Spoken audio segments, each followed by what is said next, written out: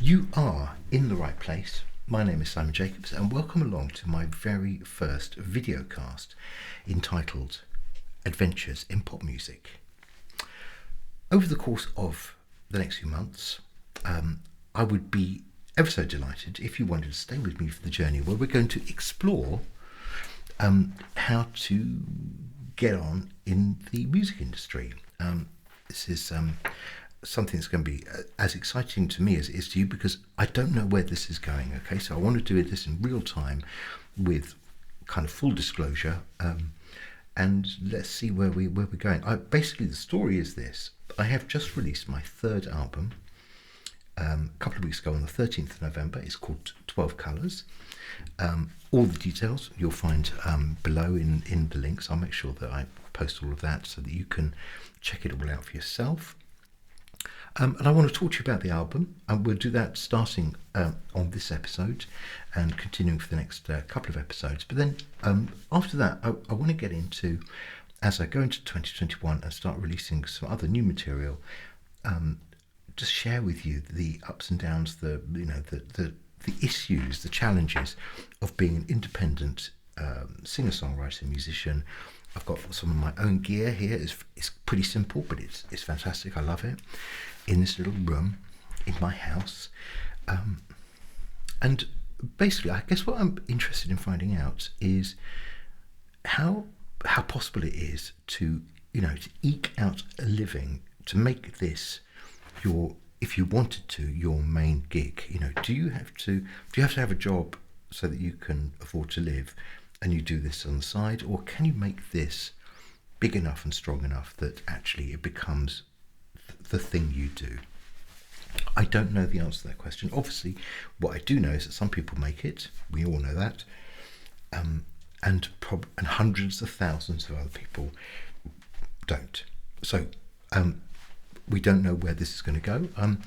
I've written songs for years and years and years. I love the process of writing songs, and I'm very comfortable talking about that. The production is not something I would describe myself as an expert at, so I'm learning that as I go along, and very happy to share stuff that works and stuff that doesn't. And then, of course, there's the marketing side of it. So, doing this job, if you like, is really multifaceted.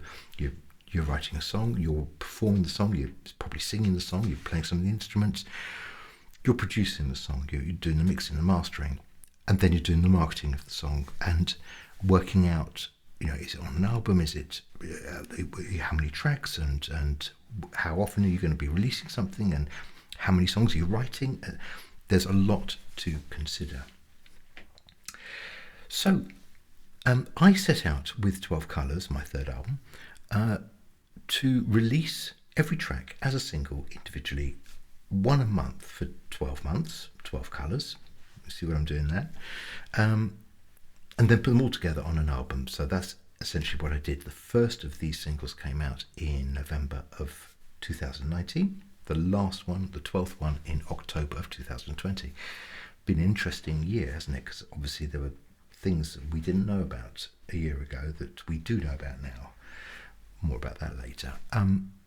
So it's been a fascinating process, and so the first thing we probably need to establish is, if you're going to do that, and I think I had to think this through quite carefully, you've got to have enough confidence that you have got 12 songs in the can ready to go before you make your big announcement that's you're going to do 12 songs and one a month. Then that's great. You don't want to get to month 7 and think,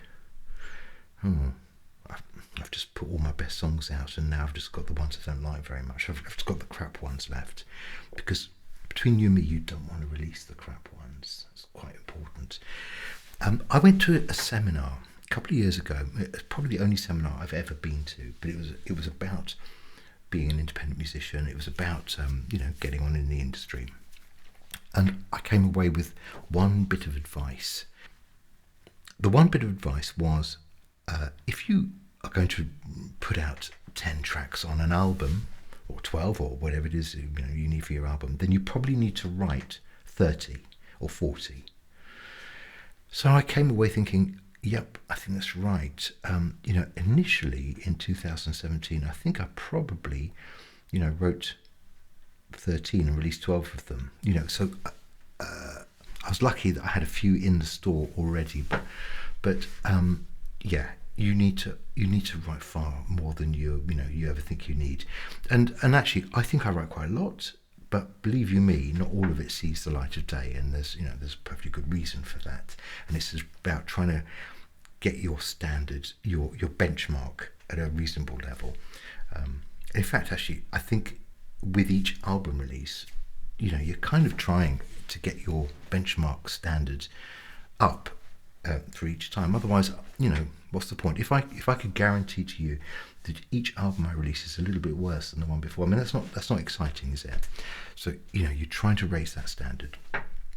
So you have to write a lot.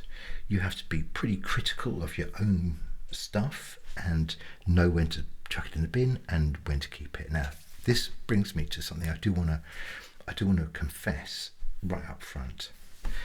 I have a kind of, I don't know if it's common across the whole of kind of the artistic field, but I do have this kind of condition very, very strongly, which is I love the last thing I've written, to the point of unreasonableness. I mean, it's not healthy. So I'll be writing a song, I get to the end of it, and sometimes it's not very good, and I chuck it. That's fine. I'm not talking about those ones. I'm talking about the ones that are good enough to be on the list, contender for the next album, and it's always a happy feeling. But it's beyond that. I tend to think that what I've just written is probably the best song I've ever written, probably the best song that anyone's ever written. It's that bad, okay? So not exaggerating. And this will go on for a few days, and one of two things will happen. Either I write something else, and then the previous song, it's gone. It's okay, but this is the one. Because it's quite tiring, isn't it? Or a few days go by, and I just wake up one morning and think, it's okay, it's quite good, but calm it down a little bit. So it's what it is a total lack of objectivity, and I think it is exacerbated by the fact that I'm doing this by myself. I make the decisions, I come up with the stuff, I produce it how I want to, and I'm not sitting with anybody who says to me, "Oh, that's a bit rubbish." So it can get a bit out of control, and I think really what it means is that actually I'm not a very good judge of my own songs. I know, okay, basics. I know which ones to probably throw away. I know the ones that I don't like and I don't want to pursue them. That's fine. But beyond that, I'm not a great judge of which one is better than which other one. And I do have to involve my friends from time to time, bless them, in giving me some advice. And they do. I mean, sometimes they're a bit too nice about it all, but I do need people to say that's better than that one, and that's really helpful.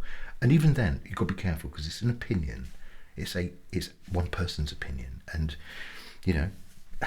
everyone's opinion is equally valid and equally invalid, and you just got to make of it what you will. So there's lots of struggle there in trying to work out, is this any good? What does good mean? Tricky. Okay, quite deep there.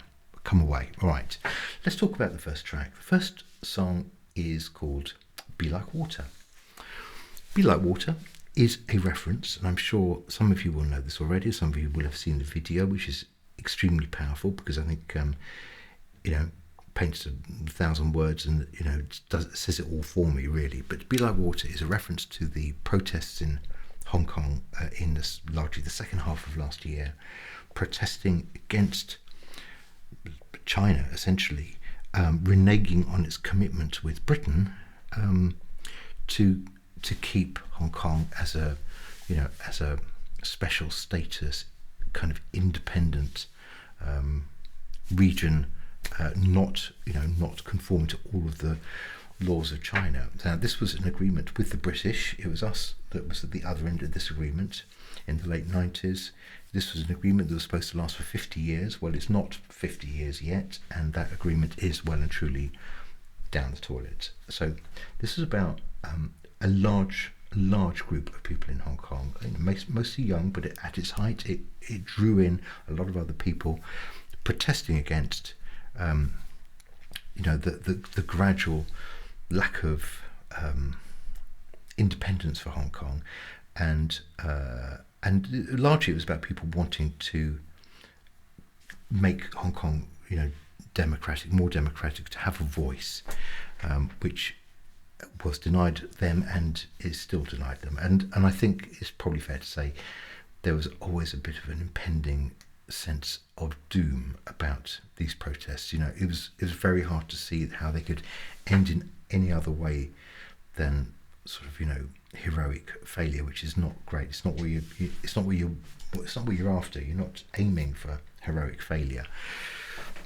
The actual expression itself, "Be Like Water," which is incredibly poetic, is about people warning each other. They would use that expression, obviously in Cantonese, warning each other that the police were coming. This was about avoiding arrest, avoiding capture, and being able to be protesting 1 minute and then just blending into the scenery the next, protesting 1 minute, shopping the next, or just disappearing and then popping up somewhere else. And this was a protest without leaders. Largely it was all happening very organically online, and messages being passed to people via social media. So people would disappear and they'd pop up somewhere. People knew where they needed to be, but they also knew when to disappear. So that's essentially what this song is getting at. One other thing, I knew that this song was kind of cooking when I got to the chorus and added the piano. And there's always a point in the song where it goes along and you're thinking, oh, it's okay, it's quite nice, and then something will happen and you think, right, okay, this is getting serious now, or you never get to that point and you just think, it's okay, bin. This got to the serious bit, and it was the piano part in the chorus that made me kind of sit up straight and think, well, that's good. So when I play these, by the way, I'm not going to play the full video. Life's too short. You've got things to do. But I will play little snippets and try and get to the bit that's going to be kind of most interesting to us to talk about, to feature of something in the song. So here's a little bit of "Be Like Water." We all have choices, so now you must choose. You can't lose anything when you've got nothing to lose. Take an umbrella, I think it might rain. So many thousands of people are here again.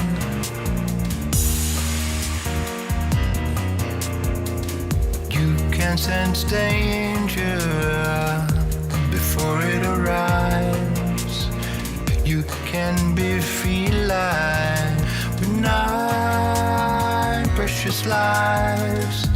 You hear the warning like a vibrating sound, and you know how not to be found.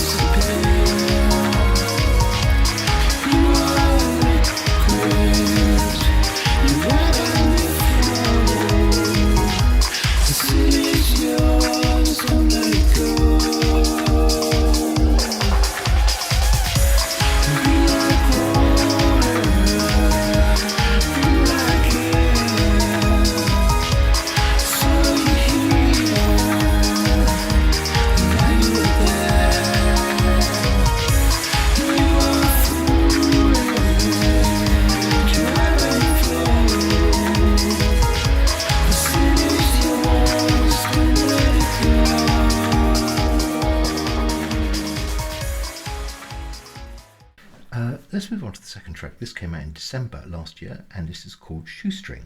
This could not be more different from Be Like Water if it tried. This is kind of, a slightly silly song, but it's got a couple of interesting points about it. This is about running away imagine 9 o'clock in the morning, waiting for the bus. It's raining. You're going to work, and actually, it's the fantasy you have is going through your head that says, instead of going to work, I'm going to leave the country, see the world, and never come home. Oh, and you're coming with me. Now, I want to introduce for this a concept which I think I use quite often, which is that of the unreliable storyteller. It's the untrustworthy storyteller. So why do I say this? If you listen to the words, and I think it's a good idea to listen to the words, they're part of the song, and not everybody does, but I recommend it. If you listen to the words, the guy singing, which I know is me, but I'm being somebody else, if you see what I mean, says, you can take all of your money out of your savings account. That's what makes me worry about this. So here's the deal. We're gonna leave right now and disappear, and we're going to travel the world, see the world, and never come home. As long as you pay for it, because I haven't got any money. That's basically what this song seems to be saying. So you're going to take all your money out of your savings account. Thank goodness that you've got some money, because I haven't. Oh, but I'm going to bring some sandwiches. It's fair, isn't it? I think from the minute we hear the song, we know that this is probably not going to end very well, and they're probably not even going to get as far as the airport. But anyway, Shoestring. Let's hear a little bit of this.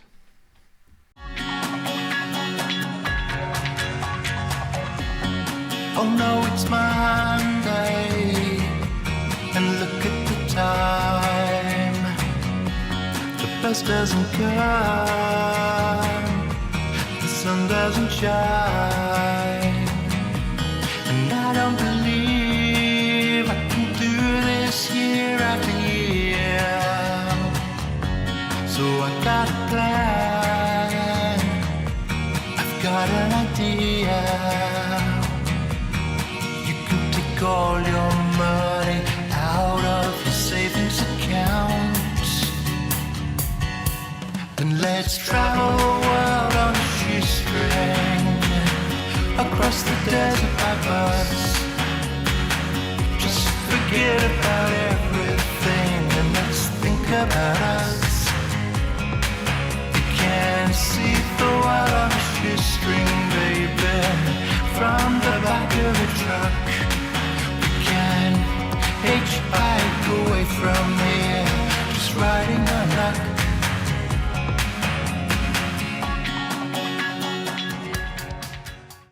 Okay, so let's move on to the third track on the album, which is called Waiting for the Rain. This came out in January 2020, and this, along with the next track, which we'll talk about in just a second, Dance with the Devil, have at this stage turned out to be the two kind of most streamed tracks on the album. 2 and 1 respectively. Would I have known that from the beginning? No. So it's just a case of fact of just they do their own thing. Can I spot that? No. Going back to the point we were making before about how do you judge the quality or the success or the popularity of your own tracks? I don't think you do, and maybe you shouldn't try too hard. I mean, it just they are what they are once they get out there. Anyway, Waiting for the Rain. Waiting for the Rain is about nothing in particular. I would say if you studied the words carefully, you would be none the wiser. So probably it's one of those cases, rare I think, where the words are an adornment, if you like, to the sound of it, the atmospherics of the track. And this track was essentially about trying to make something as loud and as epic and as gargantuan as I possibly could do. This was an exercise in volume, as I think I described it once, possibly back in the time when I was putting that video together. So this is all about trying to create an enormous contrast between a small, reasonably empty verse and then this colossal, massive chorus that comes thundering down on it. And as literally as big as I could do it. This took a long time to put together. Lots and lots of overlayers of harmonies. You can imagine it just took ages and ages. But then I also found a couple of really good kind of guitar samples, which I use in the chorus, which took it up, yet another level. So they don't come in the first chorus, they do come in the second chorus. 2 different guitar samples. And I think as I was making this track, and certainly this album, I was getting more proficient at finding, a really useful sample that could just be used in a certain way at a certain place to enhance what you were already doing. And I'm fully in favour of cleverly used samples at any stage. So I mean, I've got no problem with finding those, and there are so many available. I mean, really, the problem is you are inundated with samples, and you've got to pick wisely. You've got to be selective. So this was, as I say, this Waiting for the Rain, fairly meaningless, but a fabulous sound. If I could make it as big as I wanted to in my head, then I wanted it to make your speakers bleed. So let's have a listen. I love to hear the water pouring, flowing down the drain. Bring it on, waiting for the rain. You entice me with the sunset, but it's all in vain. I'm staying home, waiting for the rain.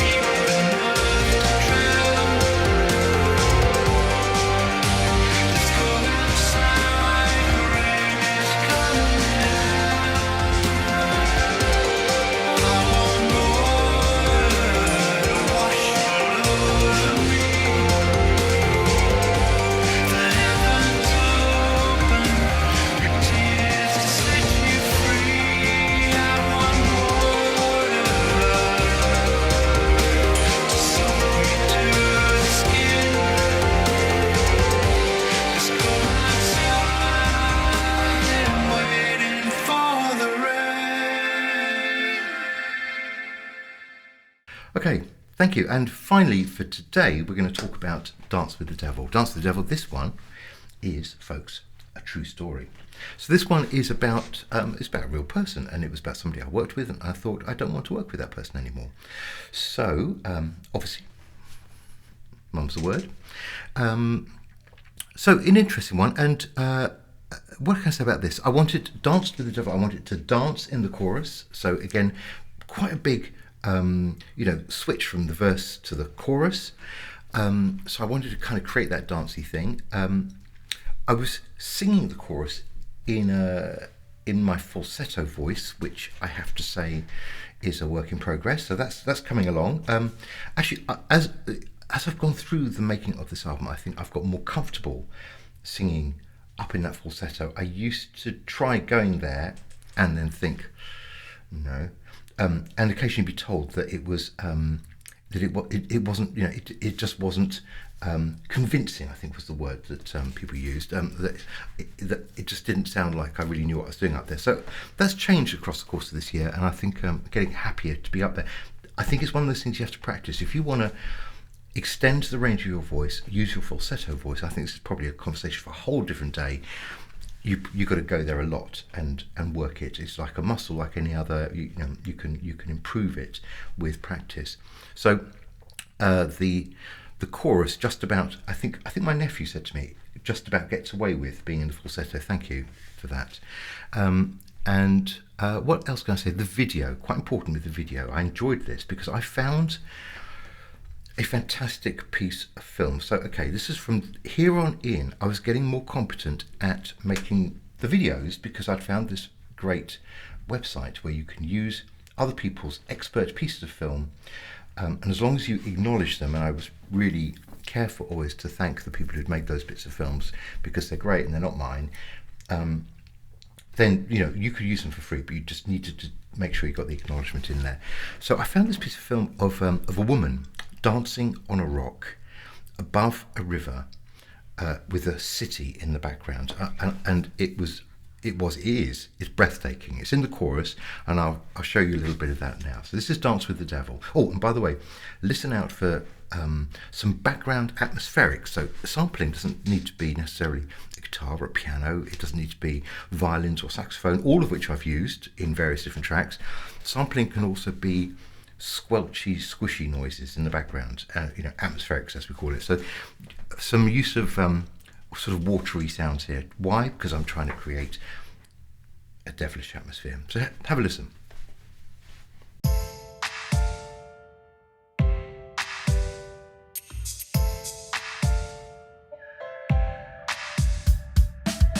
I found myself with the devil. She offered to make a pact. I thought I would be okay as long as I didn't make eye contact. Well, I've learned my lesson. I've learned it well. I was lucky to survive. I got burned in the fires of hell, 'cause I danced with the devil. I thought I was young, but I danced with the devil. Oh, I played the devil's tune. I danced with the devil for the heat of demon's love. Suddenly I knew I gotta get out of there.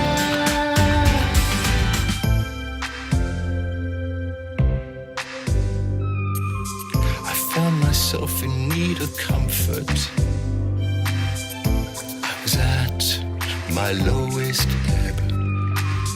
I should have run away when I saw those little red eyes. I didn't struggle in a spider's web. Oh, I've learned my lesson. I traveled too far from the track. I'm lucky to be alive.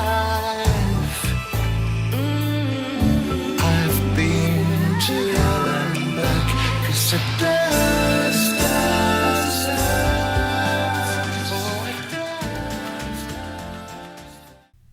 Okay, that is all for today. So we've listened to the first 4 tracks of the album. We've got 8 tracks to go. We'll do that across a couple of videocasts yet to come.